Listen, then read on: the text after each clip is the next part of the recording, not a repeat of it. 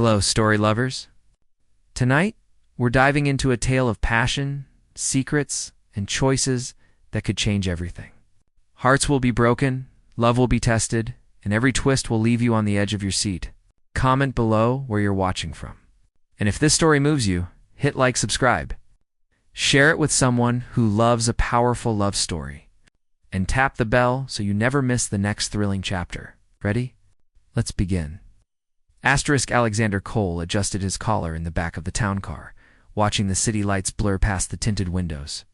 At 34, he had built an empire that put his face on magazine covers and his name in boardrooms across 3 continents. But tonight, he was just a profile on a dating app. Hiding behind carefully chosen words and a photo that showed enough but revealed nothing. The driver pulled up to the restaurant and Alexander stepped out into the autumn air, feeling the weight of anonymity lift from his shoulders. For once, he was not the billionaire CEO. He was just a man meeting someone who had laughed at his jokes without knowing his net worth. Inside, the restaurant hummed with warmth. Candles flickered on wooden tables. Couples leaned close, their laughter weaving through the space like music. He scanned the room, searching for the woman whose messages had cut through the noise of his isolated life. Then he saw her. Clara Bennett sat in a corner booth, her fingers tracing the edge of a menu, her eyes distant and vulnerable. His breath caught. He knew her. Not just from her profile, but from the office. The marketing associate who kept her head down, who spoke in meetings with a quiet intelligence that others overlooked. The woman he had noticed months ago, but could never approach without. The weight of his position crushing any possibility of something real. His phone buzzed in his pocket. The message he had sent earlier, canceling the date under his fake profile, stared back at him. He had panicked when he realized who she was. But standing here now, watching her prepare to leave, something shifted inside him. This was his chance. Not as a profile, not as a stranger, but as himself.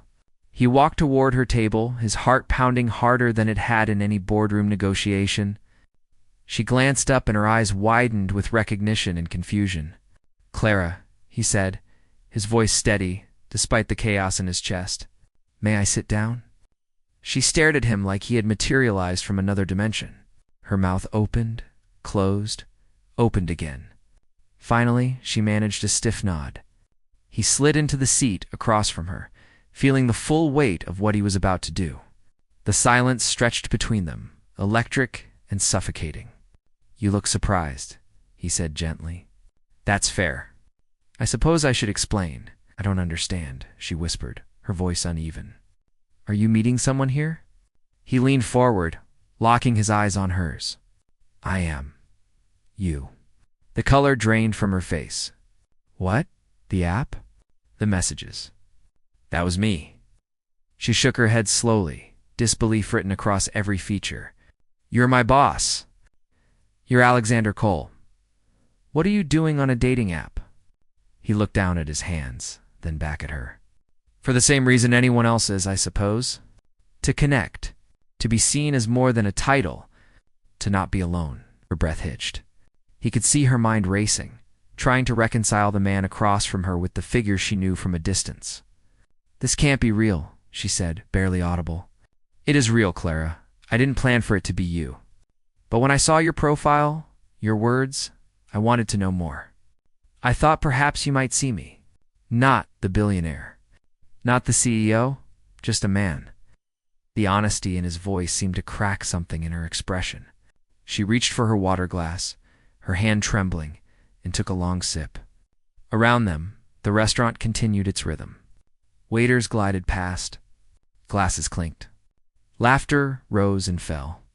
But between them, the air felt thin and dangerous. Clara set down her glass and looked at him with eyes that held fear and something else. Something that looked like curiosity. "Why didn't you tell me?" she asked. "Why cancel and then show up like this?" "Because I was afraid," he admitted. "Afraid you'd see the position, the money, the power? Afraid you'd never see me."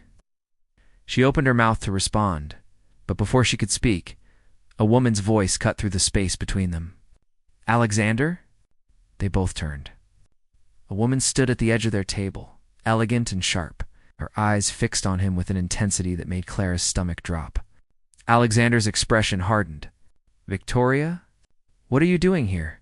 The woman smiled, but it was cold and calculated. "I could ask you the same thing, though I think I already know." Her gaze shifted to Clara, assessing and dismissive. "You always did have a type." Clara felt her chest tighten. The air in the room had changed, charged with a tension she didn't understand but could feel in her bones. Alexander stood slowly, his voice low and controlled. "This isn't the time." "Oh, I think it's exactly the time," Victoria said, her smile widening. She looked at Clara again. "Has he told you yet? About what he's really looking for? Or is he still playing the lonely billionaire looking for connection?" Clara's pulse hammered in her ears. She looked between them, seeing something dark and unspoken pass between Alexander and this woman. "Leave, Victoria," Alexander said, his voice edged with warning. Victoria laughed softly. "Enjoy your evening, Clara. I'm sure he'll be very convincing." She turned and walked away, her heels clicking against the floor like a countdown. Alexander sat back down, his jaw tight, his hands clenched on the table. Clara stared at him, her mind spinning. Who was that? He looked at her, and for the first time since he'd sat down, she saw something raw and broken in his eyes. "Someone from my past," he said quietly. "Someone I thought I'd left behind." Clara's hands shook as she gripped the edge of the table. What did she mean? "What are you really looking for?" Alexander's gaze held hers, and in that moment she saw the weight of secrets pressing down on him. "I'll tell you everything," he said. "But not here, not now. Trust me, Clara, just for tonight." She wanted to leave. Every instinct screamed at her to walk away. But something in his voice, something in the way he looked at her, kept her frozen in place. "Why should I trust you?" she asked. "Because," he said, his voice breaking slightly, "you're the first person in years who's made me feel like I'm more than what I've built. And I think you need that too." The words hit her like a physical blow. She did need that. She had been invisible for so long, and here was someone who saw her. But at what cost? Before she could answer, Alexander's phone buzzed on the table.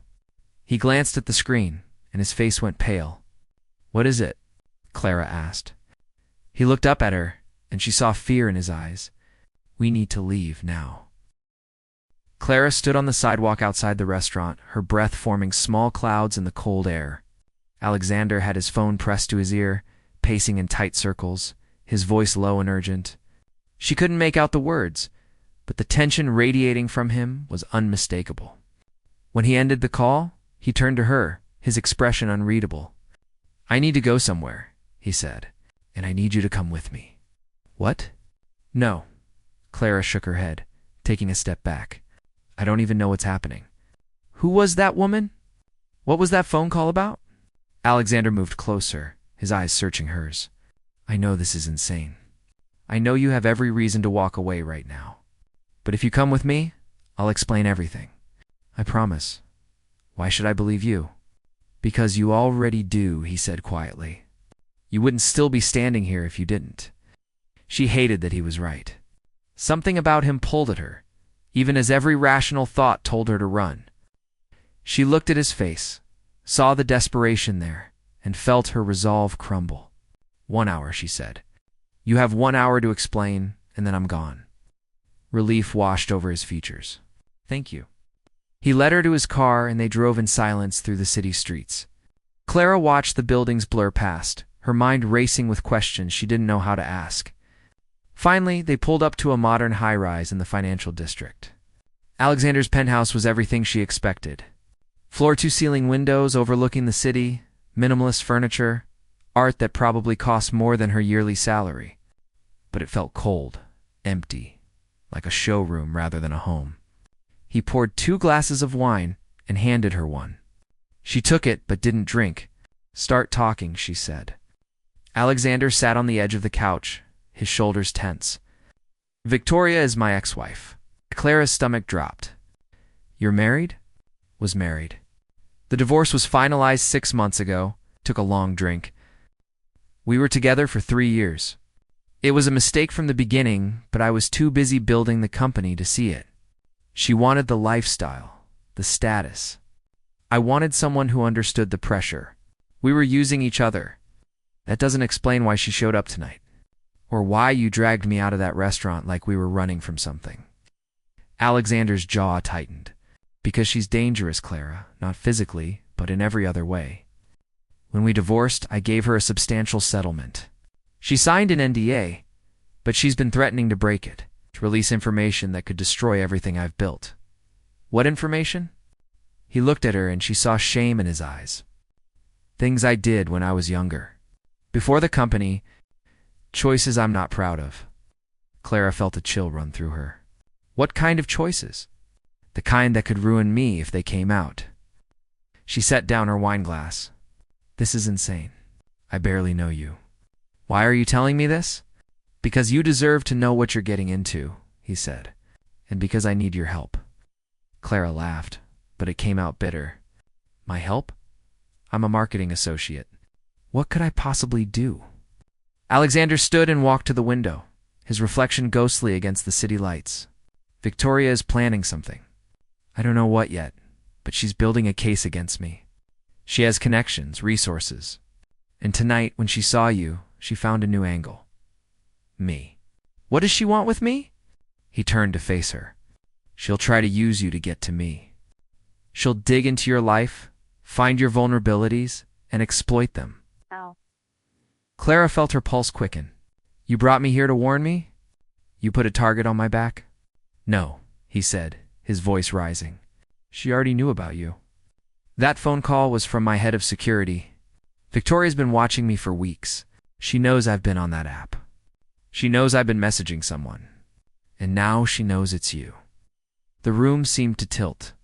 Clara gripped the back of the couch to steady herself. I need to leave. This is too much. Clara, wait, no. She grabbed her bag and headed for the door. I came here for a boring dinner. I didn't sign up for your drama. Alexander caught her wrist gently. Please. Just listen, she turned, ready to pull away, but the look in his eyes stopped her. It wasn't manipulation. It was genuine fear. What? She whispered. Victoria doesn't just want to hurt me, he said. She wants to destroy anyone who matters to me. And whether you want it or not, you matter. Clara's breath caught. We just met. I know. But I've noticed you for months. The way you think. The way you care about your work, even when no one's watching. You're real, Clara. You're not like the people in my world. And that scares me, because it means you're vulnerable. She pulled her hand free, anger flaring. Don't put this on me. You created this mess. You're the one who got on that app pretending to be someone else. I wasn't pretending, he said, his voice raw.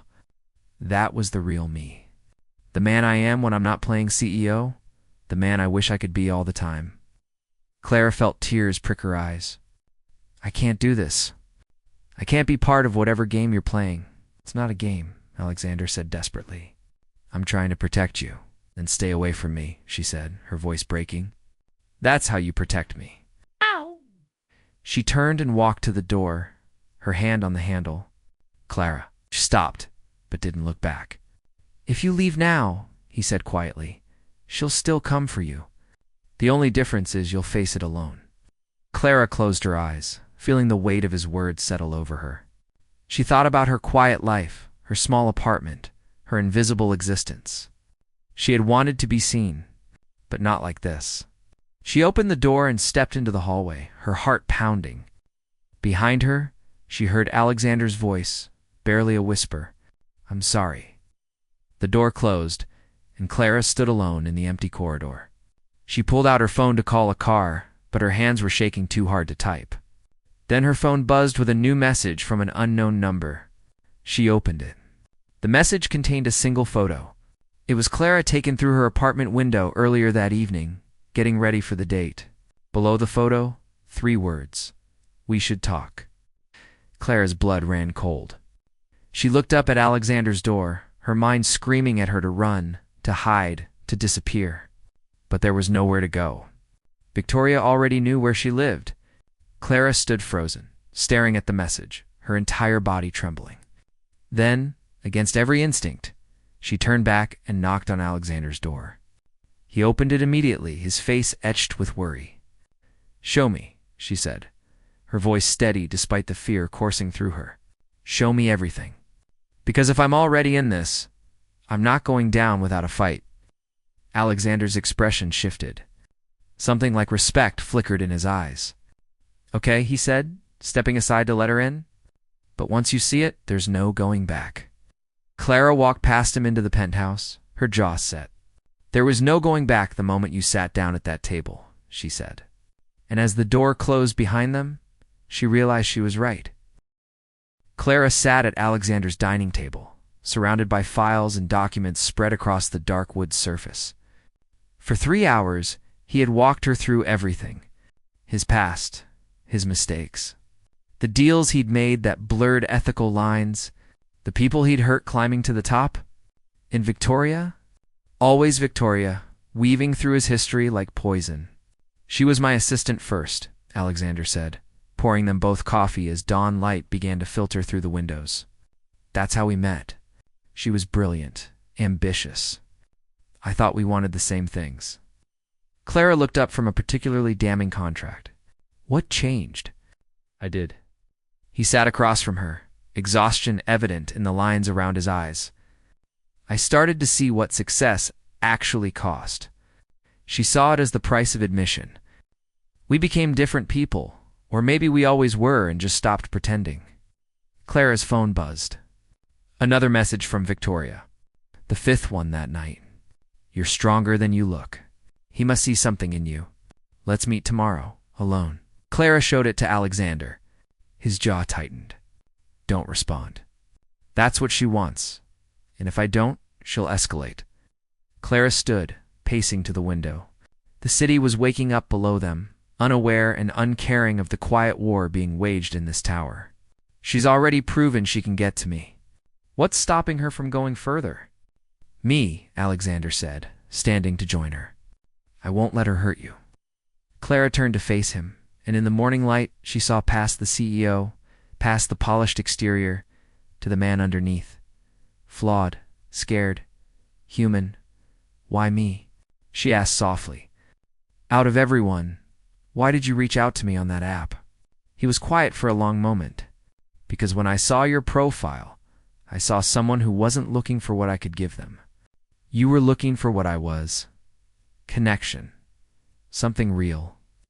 The space between them felt charged. Clara's heart raced as Alexander reached out, his fingers brushing her cheek. "This is a terrible idea," she whispered. "I know. You're my boss. Your ex-wife is threatening me. This could destroy both of us.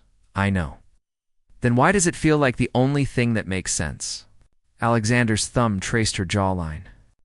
"Because maybe we're both tired of running from the things that scare us."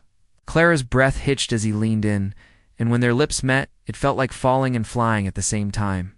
The kiss was desperate, hungry, filled with all the loneliness and longing they'd both been carrying. When they pulled apart, Clara rested her forehead against his, her hands gripping his shirt. "We can't do this," she said, even as she pulled him closer. "We already are." They spent the next 2 weeks in a dangerous dance. At work, Clara kept her distance, maintaining professionalism even as Alexander's eyes followed her in meetings. But at night, she found herself at his penthouse, tangled in sheets and secrets, learning the geography of his scars and sharing her own. He told her about the foster homes he'd grown up in, the hunger that drove him to build something permanent. She told him about her father's death, her mother's slow descent into grief, the way she'd learned to make herself small to avoid being another burden. They were 2 broken people trying to fit their pieces together, and for a moment, it almost worked. Then came the call. Clara was at her desk when her phone rang. "Unknown number." She answered, and Victoria's smooth voice filled her ear. "Clara Bennett. We finally get to talk directly." Clara's hand tightened on the phone. "What do you want?" "To help you, actually. Has Alexander told you about the offshore accounts? The money he's been moving?" "I don't know what you're talking about." "Of course you don't. He's good at keeping secrets." Victoria's voice sharpened. "He's under investigation, Clara. Federal, for fraud and tax evasion." "The company you work for?" It's built on a foundation that's about to collapse. Clara felt the room spin. You're lying, am I? Ask him about Singapore. Ask him about the shell corporations. Ask him why his CFO resigned last month with a very generous severance package and a very convenient NDA. Why are you telling me this? Because you seem like a smart woman who's been played by a very skilled player. I'm offering you a way out. Meet me. Let me show you the truth. Then you can decide if he's worth protecting. The line went dead. Clara sat frozen at her desk, her mind racing. She thought about the files Alexander had shown her, the carefully curated story of his past. What had he left out? That night, she confronted him. Singapore, she said the moment she walked into his penthouse. Tell me about Singapore. Alexander's face went pale. How did you hear about that? Is it true? Are you being investigated? He moved toward her, but she stepped back. Clara, let me explain. Just answer the question. He ran a hand through his hair, his composure cracking. Yes, there's an investigation. But it's not what Victoria told you. How do you know what she told me? Because I know how she works. She takes a grain of truth and turns it into a weapon. Clara's voice rose. So there is truth to it? You've been lying to me? I didn't lie. I just didn't tell you everything. That's the same thing. Clara felt tears burn her eyes. I trusted you. I risked everything for you. And you've been hiding this? I was trying to protect you, Alexander said desperately. The less you knew, the safer you'd be. That's not your choice to make. Clara grabbed her bag, her hands shaking. I'm not some fragile thing you need to protect. I'm a person who deserves the truth. Clara, please, tell me right now. All of it. Or I walk out that door and you never see me again. Alexander's face crumbled. For a long moment, he said nothing. Then quietly he spoke. 6 years ago, I made a deal with some investors. Foreign money. I didn't ask enough questions because I needed the capital. By the time I realized where it came from, I was in too deep. I've been trying to untangle it ever since. Clara felt sick. What kind of money? The kind that comes with strings. The kind that ruins people. And Victoria knows about this. She was part of it. She helped broker the initial deal. That's why the divorce was so expensive. I paid for her silence. Clara backed toward the door. I can't be part of this. I can't go down with you. You won't. I've been working with federal prosecutors. I'm cooperating. The investigation is about the investors, not me. Then why didn't you just tell me that? Because if this goes wrong, if they decide I'm not cooperating enough, or if Victoria finds a way to spin it, I wanted you to have deniability. I wanted you to be able to walk away clean. Clara's hand was on the doorknob. You should have let me make that choice. I know, he whispered. I'm sorry. She opened the door, tears streaming down her face. I need time to think, Clara. She looked back at him one last time, seeing the man she'd fallen for and the stranger who'd deceived her, both occupying the same broken body. Don't contact me, she said. Don't call, don't text. If I decide to forgive you, I'll let you know. She walked out, and this time, she didn't look back. For 3 days, Clara avoided Alexander at work and ignored his messages. She buried herself in research, trying to verify everything he'd told her. And slowly, painfully, she realized he'd been telling the truth. The federal case was against the investors. Alexander was a cooperating witness. But Victoria had been counting on Clara not digging deep enough to find that out. On the 4th day, Clara received a package at her apartment. Inside was a flash drive and a note in Victoria's handwriting. Since Alexander won't tell you everything, I will. Watch this. Then decide who the real villain is. Clara plugged the drive into her laptop, her heart pounding. The video that played made her blood run cold. It was footage from a security camera. Alexander and Victoria in what looked like a hotel room, dated 3 weeks ago. The timestamp was from the night before he'd matched with Clara on the app. In the video, Victoria leaned close to Alexander, her hand on his chest. And then they kissed. Clara's hands trembled as she paused the video. Her phone rang immediately. Victoria, Did you watch it? Victoria asked, her voice dripping with false sympathy. What do you want from me? Clara's voice was hollow. I want you to understand that men like Alexander don't change. He used me, and now he's using you. The difference is, I got something out of it. You'll just be another casualty. Why are you doing this? Because he needs to lose something he actually cares about. Money I can't touch. The company will survive, but you're the first real thing he's wanted in years. Taking you from him will hurt in a way nothing else can. Oh. Clara's jaw tightened. I'm not a weapon you can use. You already are. Victoria's voice hardened. Meet me tomorrow, noon. The cafe on 5th.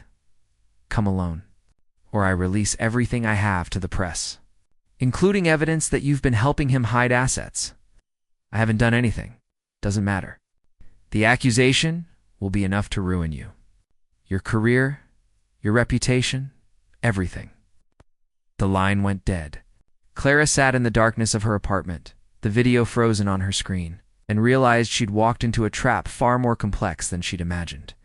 And the only way out was to choose a side in a war where both sides had already lost. Clara arrived at the cafe 10 minutes early, choosing a corner table where she could see the entrance. Her hands wrapped around a coffee cup she hadn't touched, her mind replaying the video frame by frame. She'd spent the entire night searching for answers. For some explanation that would make sense of what she'd seen, she found none. Victoria arrived exactly at noon. Dressed in a cream suit that probably cost more than Clara's monthly rent, she slid into the seat across from Clara with a smile that didn't reach her eyes. Thank you for coming. I didn't have a choice, Clara said flatly. You always have choices. That's what Alexander stared at her, shock written across his face. What did you just do? I called her bluff. Clara's hands were shaking, but her voice was firm.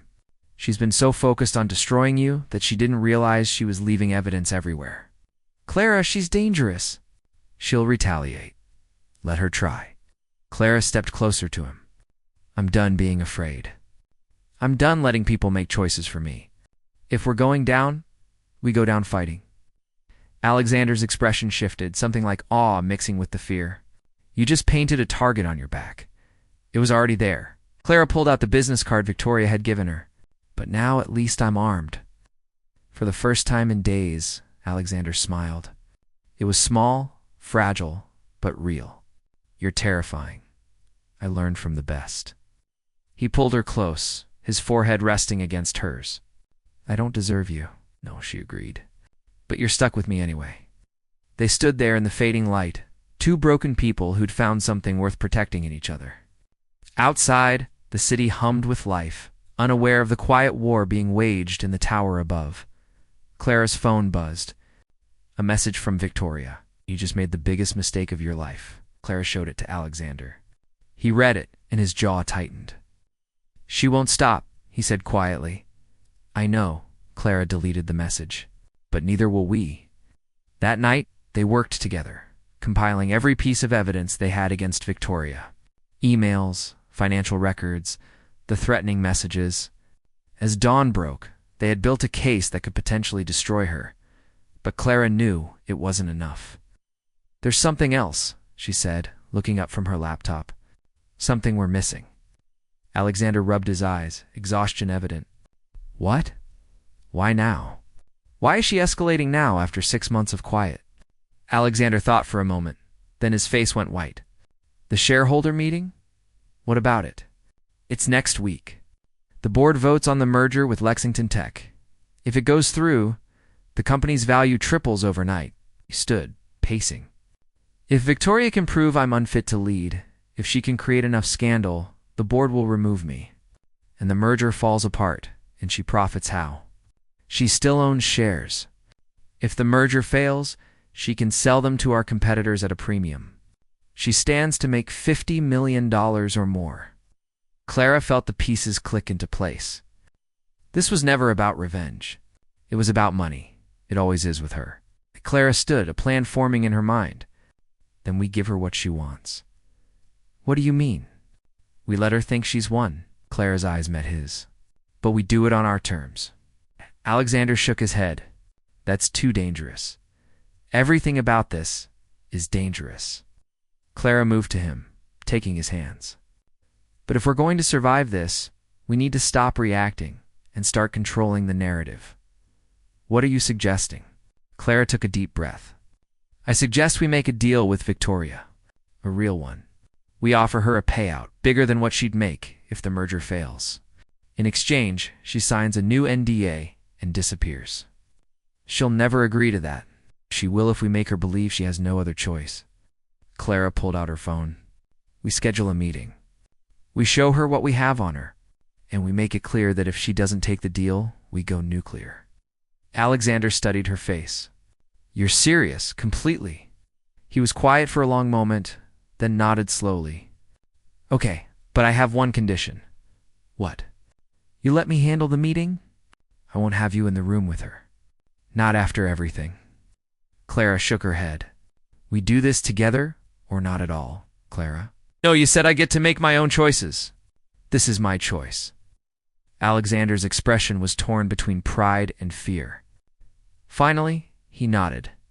Together, then, they arranged the meeting for the following evening at Alexander's office, neutral ground, with security cameras and witnesses. Clara spent the day preparing, rehearsing what she'd say, building her courage. But when they arrived at the office that evening, they found Victoria already waiting, and she wasn't alone. Standing beside her was James, Alexander's former CFO and best friend, the man Alexander had been trying to protect. Alexander's face went white. James, what are you doing here? James wouldn't meet his eyes. I'm sorry, Alex. She made me an offer I couldn't refuse. Victoria's smile was triumphant. Did you really think you were the only one with leverage? James has been very helpful in filling in the gaps of your story, including that troublesome document you've been hiding. Clara felt her heart sink. What did you do? What I had to. James finally looked at Alexander, guilt and defiance warring in his expression. You were going to throw me under the bus to save yourself? Victoria showed me the evidence. That's not true, Alexander said desperately. I was trying to find a way to protect you. By sacrificing me? That's not protection. That's just making me the collateral damage of your mistakes. Victoria pulled out a folder. I now have everything I need to prove Alexander's been engaged in fraud. And with James's testimony, the federal prosecutors will have no choice but to indict. Clara stepped forward, her voice cold. And what did you promise him? Money? Protection? Both, Victoria said simply. James gets immunity in exchange for his cooperation. And a percentage of what I make when this company falls apart. Alexander looked at James, betrayal written across every feature. We built this together. We were brothers. You stopped being my brother the moment you decided your redemption was worth more than my life. The words hit like a physical blow. Clara saw Alexander's composure shatter, saw him struggle to find words that wouldn't come. Victoria's voice cut through the silence. So here's my offer. You step down immediately. You hand over control of the company to the board, and you publicly admit to your crimes. Do that, and I'll make sure James's testimony paints you as the sole architect of the fraud. Clara walks away clean, and you do minimal time. And if I refuse, Alexander's voice was hollow, then I destroy all three of you. James loses his immunity. Clara gets charged as an accomplice, and you spend the next 20 years in prison. Clara felt the walls closing in. This was it, the moment where everything fell apart. But then she looked at Alexander, saw the defeat in his eyes, and something inside her snapped. No, she said firmly. Everyone turned to look at her. No. Victoria's eyebrow raised. I don't think you understand the situation. I understand perfectly. Clara's voice was steady, clear. You've built this entire case on lies and manipulation. You've turned James against Alexander by feeding him a distorted version of events. And you think we'll just roll over because you're holding all the cards. I am holding all the cards. Are you? Clara pulled out her phone. Because while you were busy setting this trap, I was doing something else.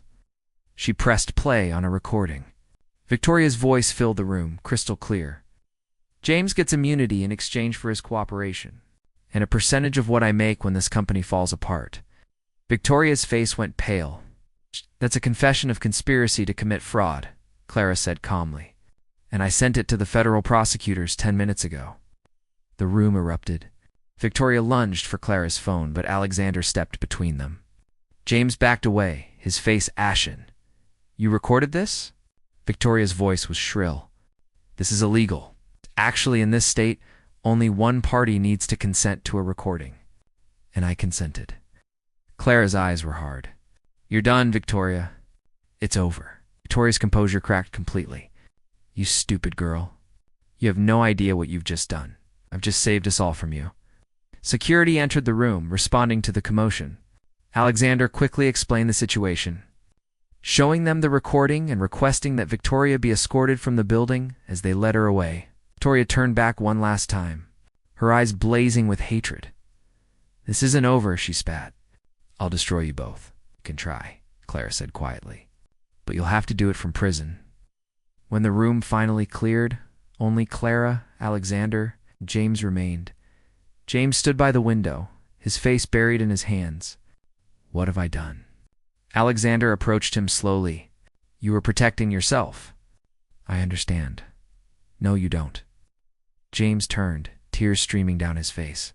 She told me you were going to sacrifice me, and I believed her because I was so scared. But I should have trusted you. I should have known better. She's very convincing, Alexander said softly. That doesn't excuse what I did. James looked at Clara. I'm sorry. To both of you. Clara studied him for a moment, then nodded. The prosecutors will want your statement. The real one. About what Victoria did, how she manipulated you. Will that be enough to undo the damage? I don't know, Clara admitted. But it's a start. James left shortly after, and Clara and Alexander were finally alone. They stood in the empty office, the weight of everything that had happened settling over them like a heavy blanket. You saved us, Alexander said quietly. We saved each other, Clara corrected. He pulled her close, and she felt him shaking. I could have lost you. Lost everything, but you didn't. They held each other as the city lights flickered on below them. Two people who'd been through hell and somehow made it to the other side. But Clara knew it wasn't over yet. The real test was still coming. Never understood, Victoria signaled the waiter and ordered an espresso. He thinks he can control everything, manipulate every outcome. But some things can't be bought or negotiated. What do you want from me? Victoria's smile widened. I want you to help me destroy him. Clara's stomach turned. Why would I do that? Because he lied to you? He kissed me 3 weeks ago while he was already planning to meet you. He's been playing both of us, Clara. The difference is I know the game. That video could have been taken out of context. Could have been... Victoria pulled out her phone and slid it across the table. But this one can't. Clara looked at the screen. Another video, this one from a different angle, showing Alexander pulling Victoria close, whispering something in her ear before the kiss. The timestamp confirmed it was the same night. He came to me, Victoria said quietly, taking back her phone. He said he wanted to make a deal, that if I stopped pursuing him, he'd give me what I wanted, which is control of his offshore holdings, $20 million, untraceable. He was willing to give it to me to make me go away. Victoria leaned forward. But then he met you. And suddenly, 20 million wasn't enough. He thought he could have it all. The clean conscience. The fresh start. The girl who believed in him. Clara felt tears burn behind her eyes, but she refused to let them fall. I don't believe you. Then ask him yourself. Victoria stood, dropping a business card on the table. But before you do, think about what you're protecting. A man who built his empire on lies and is willing to sacrifice anyone to keep it standing. Including you. Victoria walked away. Leaving Clara alone with the video evidence and a choice that felt impossible, Clara didn't go to work the next day. She called in sick and spent the morning walking through the city, trying to piece together the truth from the fragments she'd been given. Finally, as evening approached, she made her decision. She went to Alexander's penthouse. He opened the door immediately, relief flooding his face. Clara, thank God. I've been trying to reach you. Need you to tell me the truth, she said, walking past him into the apartment. About Victoria. About 3 weeks ago, his face went pale. What did she tell you? I don't want to know what she told me. I want to know what actually happened. Alexander closed the door, his shoulders sagging. I met with her. She was threatening to go public with information about the investigation. I thought if I could negotiate with her, I could protect you from getting pulled into it. Did you kiss her? The silence that followed was answer enough. Didn't mean anything, he said quickly. She initiated it, and I let it happen because I thought it would convince her I was serious about the deal. Clara's voice was cold. You let it happen, Clara. I was trying to protect you. Stop saying that. Her voice cracked. Every lie you've told, every secret you've kept, you justify it by saying you're protecting me. But the only person you're protecting is yourself. That's not fair, isn't it? Clara pulled out her phone and showed him the video. She has this. And more. She showed me everything, Alexander. The offshore accounts, the deal you were trying to make with her. The $20 million. Alexander's face crumbled.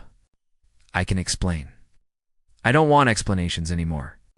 I want to know if anything between us was real. Or if I was just another piece in whatever game you're playing. You were never a game, he said desperately, moving toward her. You're the only real thing in my life? Then prove it. Clara's hand shook as she held up her phone. Victoria gave me a way out.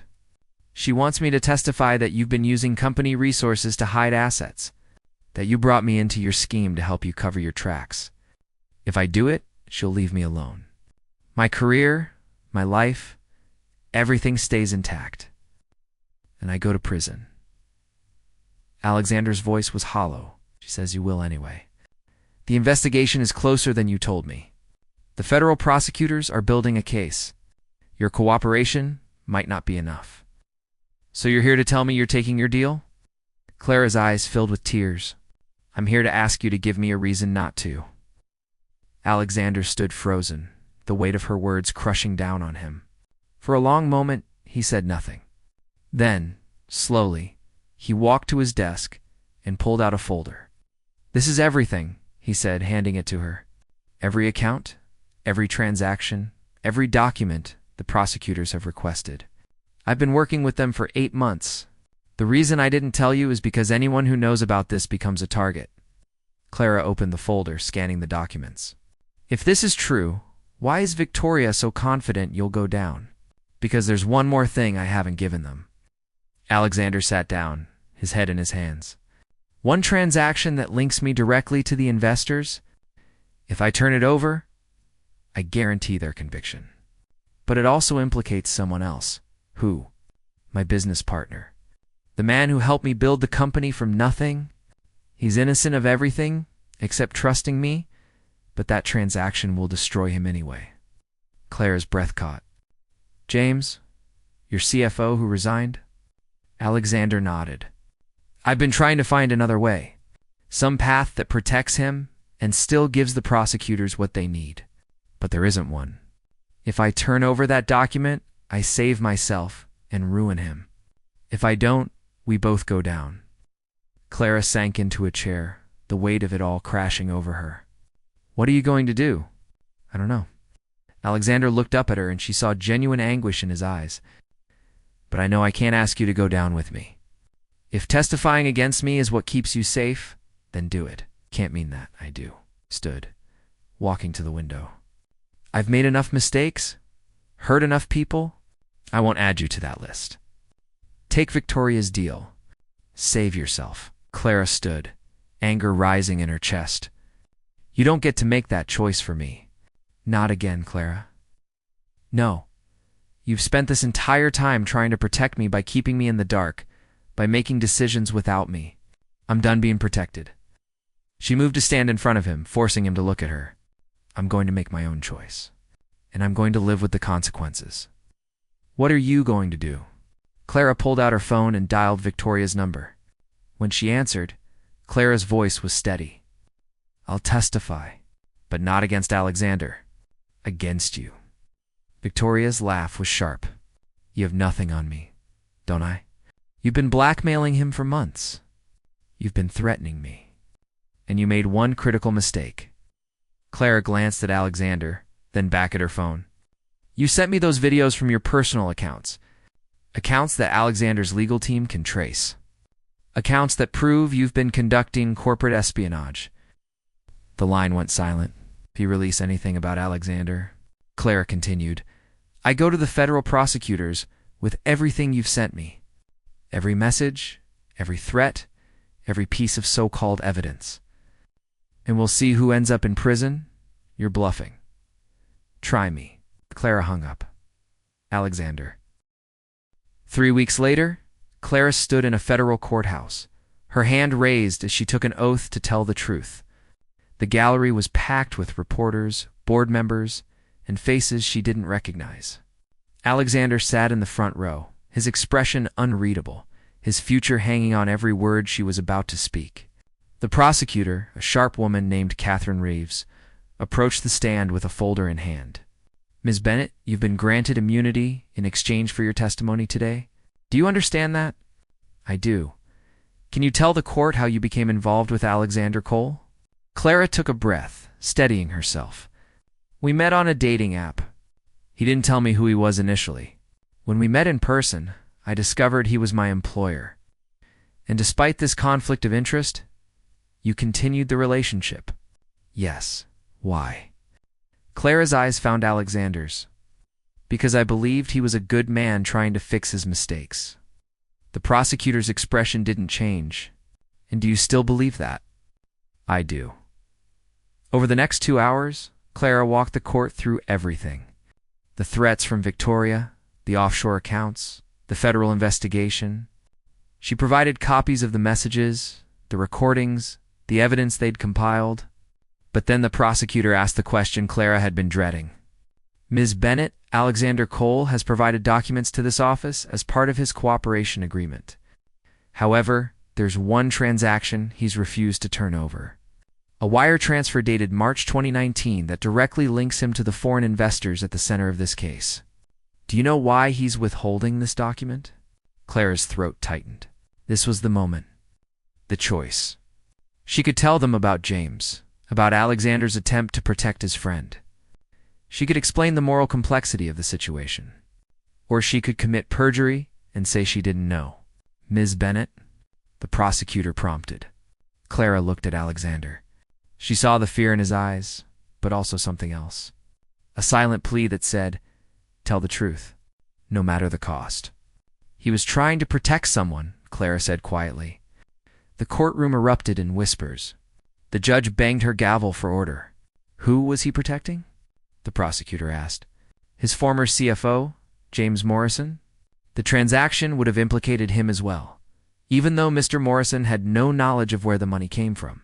So Alexander Cole obstructed justice to protect his friend? Clara's heart pounded.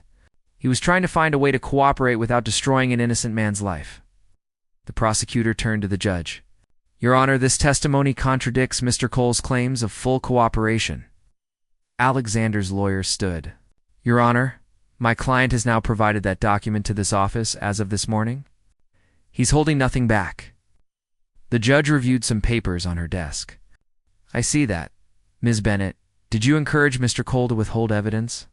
No, Your Honor. I encouraged him to tell the truth, regardless of the consequences. And did he? Clara looked at Alexander one more time. He did. The trial continued for another week. Victoria was indicted on multiple charges, including blackmail, corporate espionage, and conspiracy to commit fraud. James received immunity in exchange for his testimony against the foreign investors. And Alexander faced a choice of his own. The federal prosecutors offered him a deal. Plead guilty to 1 count of failure to report suspicious transactions, pay a substantial fine, step down as CEO, and serve no jail time. Or fight the charges and risk everything. Clara sat with him in his penthouse the night before he had to make his decision. Rain pattered against the windows, and the city below was a blur of lights in motion. What are you going to do? She asked. Alexander was quiet for a long time. I've spent my entire adult life fighting, building, trying to prove I was more than where I came from. But maybe that's the problem. Maybe I've been so focused on proving myself that I forgot who I wanted to be. Who do you want to be? He looked at her, and she saw vulnerability in his eyes that she'd never seen before. "Someone worthy of you." Clara's breath caught. "Alexander, I'm going to take the deal," he said firmly. "I'm going to plead guilty, pay the fine, and step down. And then I'm going to spend the next year figuring out who I am when I'm not trying to be the person I thought I had to be. The board will appoint a new CEO. The merger will go through. The employees will be protected." He took her hand. "And I'll finally have the chance to build something that matters. Not a company, a life." Tears streamed down Clara's face. "I'm proud of you. I couldn't have done this without you. You showed me what real courage looks like. We showed each other." The next day, Alexander entered his plea in court. The judge accepted the deal, and by evening, the news was everywhere. Billionaire CEO steps down after federal plea deal. Clara watched the coverage from her apartment, feeling the strange mixture of relief and grief that comes with endings. Her phone rang. "Alexander, are you okay?" she asked. "I am," he said, and she heard the truth in his voice. "For the first time in a long time, I actually am." "What happens now?" "I was hoping you might have some ideas about that." Clara smiled through her tears. "I might have one or two. Can I see you?" "You know where I live?"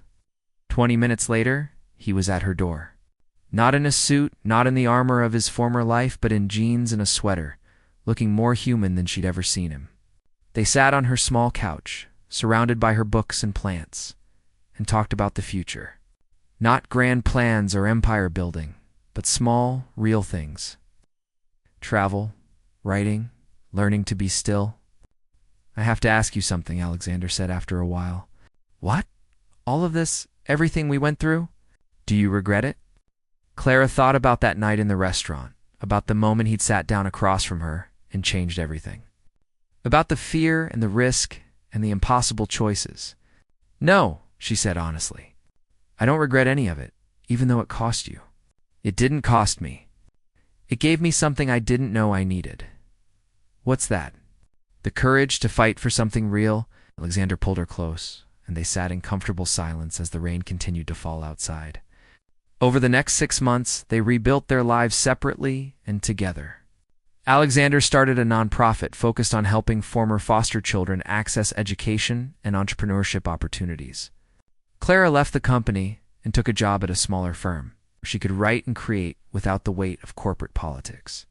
They moved slowly, carefully, learning to trust not just each other but themselves.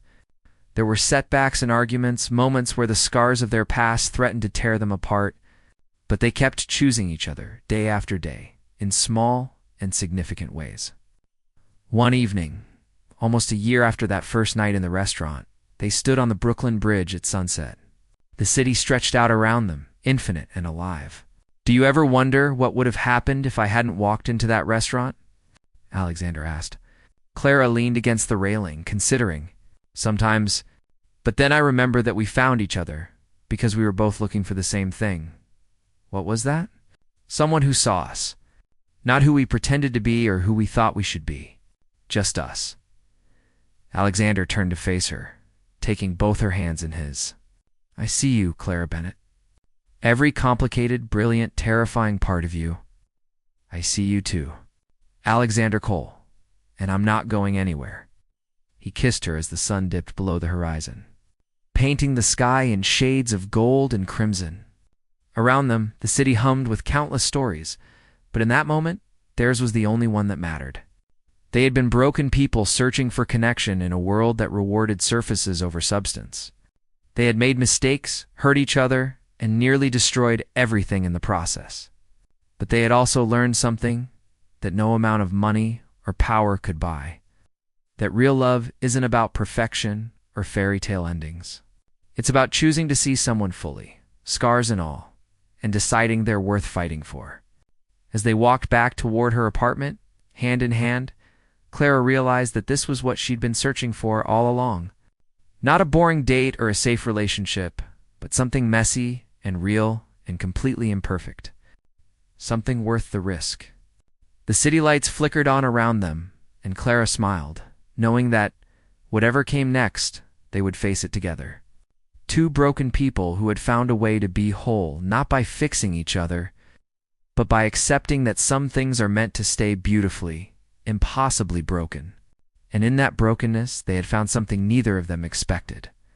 They had found home. The end.